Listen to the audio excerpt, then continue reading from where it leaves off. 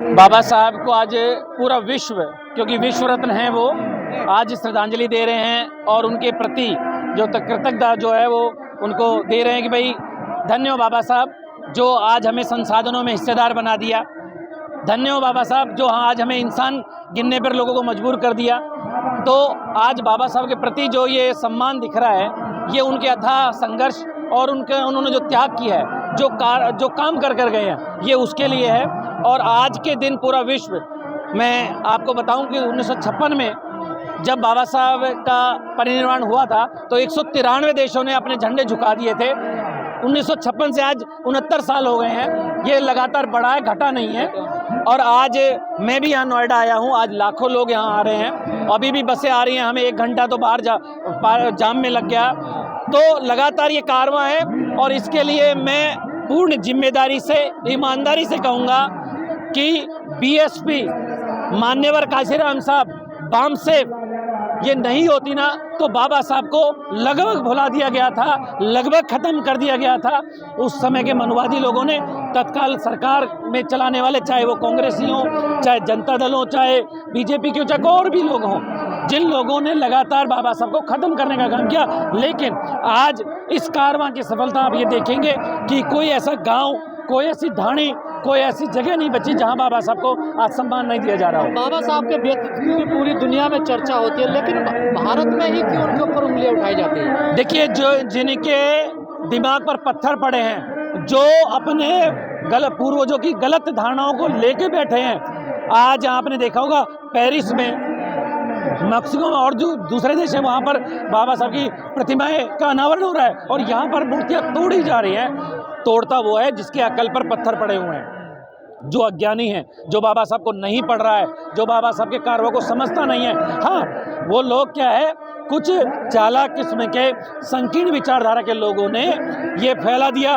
कि डॉक्टर अंबेडकर ने ऐसा गलत किया, और मैं ये कहूँगा कि कोई गलत नहीं किया, सबका भला किया, सबका विकास किया, सबको एक साथ बराबरी में लेकर आए। एक बार पढ़कर को तो देखो, अगर बाबा साहब को भारत पढ़ लेगा, भारत का युवा पढ़ लेगा, ओबीसी वर्ग पढ़ लेगा, जनरल पढ़ लेगा, महिलाएं पढ़ लेगी ना, तो मैं कहता हूँ शायद बाबा साहब की जितनी पूजा वो कर सकते हैं, किसी दूसरे की नहीं करेंगे। लेकिन सिर्फ पढ़ने की देर है, उनको समझने की देर है। जिसने पढ़ा है, आज वो चाहे ओबीसी वर्ग का हो, चाहे जनरल कास्ट का हो, चाहे एससी का हो, चाहे एसटी का हो, वो इस प्रांगण में नजर आएगा, बाबा साहब की फोटो के आगे नतमस्तक होगा।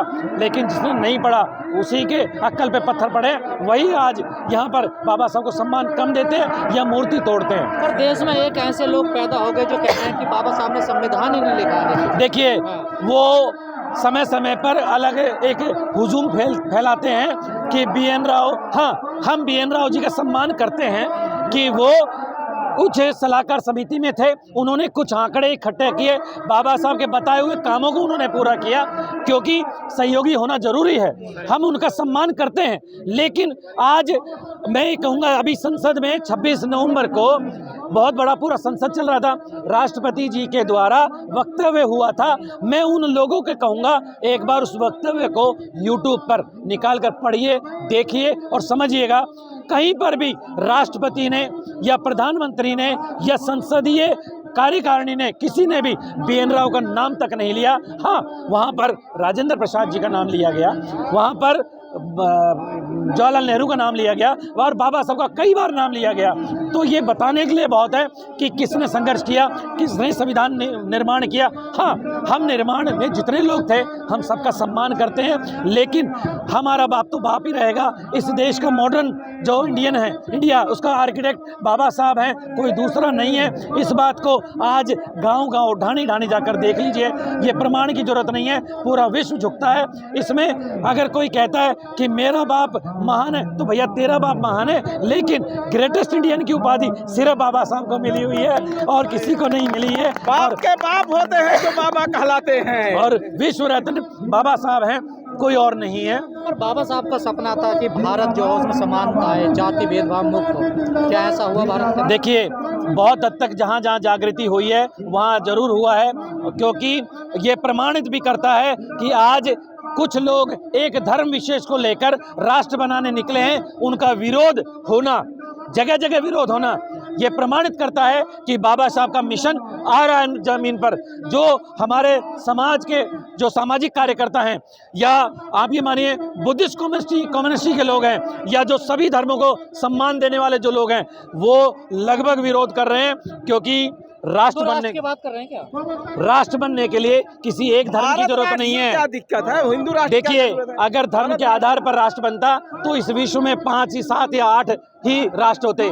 राष्ट्र के लिए सभी की जरूरत होती है, गरीब की, अमीर की, हिंदू की, मुसलमान की, सिख की, सभी धर्मों के लोगों की जरूरत होती है। और बाबा साहब लिख कर गए हैं, जो पार्टीशन ऑफ पाकिस्तान उसके अंदर भी लिख कर गए हैं कि अगर किसी समय एक राष्ट्र को किसी धर्म के लिए अगर लेके जाएंगे तो निश्चित रूप से उस राष्ट्र के टुकड़े कराने के बराबर है, और वो दुर्भाग्य होगा, और वो इस राष्ट्र के लिए गलत होगा। और आपके चैनल के माध्यम से बड़ी जिम्मेदारी से ये कह रहा हूँ कि अगर एक राष्ट्र को इस धर्म के नाम से बनाएंगे तो इस राष्ट्र के कई टुकड़े होंगे, और साथ के साथ ये देश बर्बादी की तरफ जाएगा। इससे पहले भी कुछ राष्ट्रों ने एक धर्म विशेष को लेकर एजेंडा चलाया, एक धर्म के लिए राष्ट्र बनाने की कोशिश करी। आज देखिए उनकी दुर्दशा, इतनी बुरी हालत है। और हम इस देश से प्यार करते हैं तो हमें सबका सम्मान, सबका आदर करना पड़ेगा, और सबकी जरूरत इस राष्ट्र के लिए है। तो क्या वो भारत को तोड़ना चाहते हैं वो लोग? बिल्कुल तोड़ना चाहते हैं।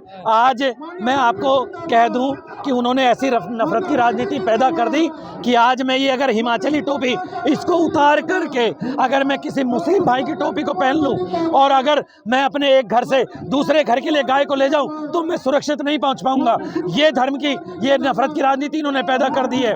आज मैं बड़ी जिम्मेदारी से कहता हूं, जिनको धर्म से मलाई मिलती हो, जिनको धर्म से घर चलता हो, जिनके बच्चे उस धर्म की कमाई से विदेश में पढ़ते हो, उनको धर्म की लड़ाई लड़ने दो। मेरे युवाओं, मेरे देशवासियों, आप इस धर्म को लेकर ना चलें। अपने बच्चों के अधिकारों के लिए, अपनी शिक्षा के लिए, संविधान के लिए और इस राष्ट्र की एकता के लिए काम करें, तब जाकर ये देश बचेगा। धर्म जो है आदमी के जीवन में किसी काम आता है क्या? देखिए, धर्म जो बनाने वाले थे वो चालाक किस्म के लोग थे। मैं इस चैनल के माध्यम से अगर मैं पेरियार साहब की कुछ लाइनें कह दूंगा तो कुछ के पिछवाड़ों में आग लग जाएगी। धर्म एक धंधा है। भगवान सिर्फ डराने के लिए, गरीबों को खासतौर से डराने के लिए बनाया गया है। आज मैं आपसे ये कह दूं कि जितने कावड़ लेने जा रहे हैं उसमें कौन सा मिश्रा जी का, त्यागी जी का, कौन से बिजनेसमैन का, कौन से IAS का, कौन से डॉक्टर का बच्चा जाता है। उसमें कम पढ़े लिखे लोगों का, मध्यम श्रेणी के या गरीबों के बच्चे जा रहे हैं, और उनको नशा परोसा जा रहा है, उनको मस्ती परोसी जा रही है, उनको एक अलग एजेंडे में ले जाया जा रहा है, गुमराह किया जा रहा है। मैं यहाँ कहूँगा कि उनके चालाक किस्म के षड्यंत्र को समझे। खासतौर से युवा अपनी पढ़ाई पे ध्यान दे, अपने घर परिवार के आर्थिक स्थिति पे ध्यान दे, अपने व्यापार पे ध्यान दे, क्योंकि अगर आप व्यापारी बनोगे तो संसाधनों पर कब्जा होगा। आज बाबा साहब को नमन कर रहे हो। बाबा साहब जितना अर्थशास्त्री कोई पैदा नहीं हुआ, और अगर अर्थशास्त्री समझते हो और अगर उनकी बात को ध्यान देते हो तो आइए हम अपने ये जो भारत के संसाधन हैं इन पर बराबरी का हिस्सेदारी की बात करिए, उस पर कब्जा करने की बात करिए। क्योंकि आपको पता होगा इस देश को कारपोरेट घराने चला रहे हैं, व्यापारी लोग चला रहे हैं।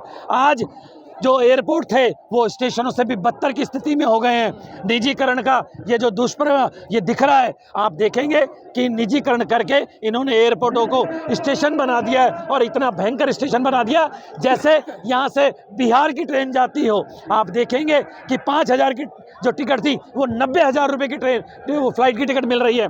ये दुष्परिणाम है।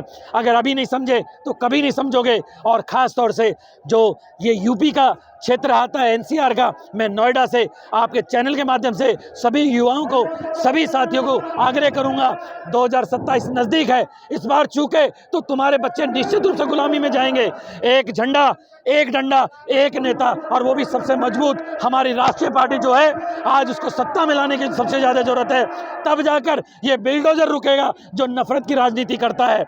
आज आपसे आग्रह करता हूँ, अगर बाबा साहब ने आपके बच्चों के लिए कुछ किया हो, और बहन जी ने, मान्यवर साहब ने, या BSP के कार्यकर्ताओं ने कभी तुम्हारी बात एक बार भी अगर संसद में रखी हो, तो आपको आपके बच्चों की सौगंध है, इस बार 27 में चूकना मत, किसी के बहकावे में मत आइएगा। इस बार अपना राज बनाइएगा, अपनी सरकार लाइएगा।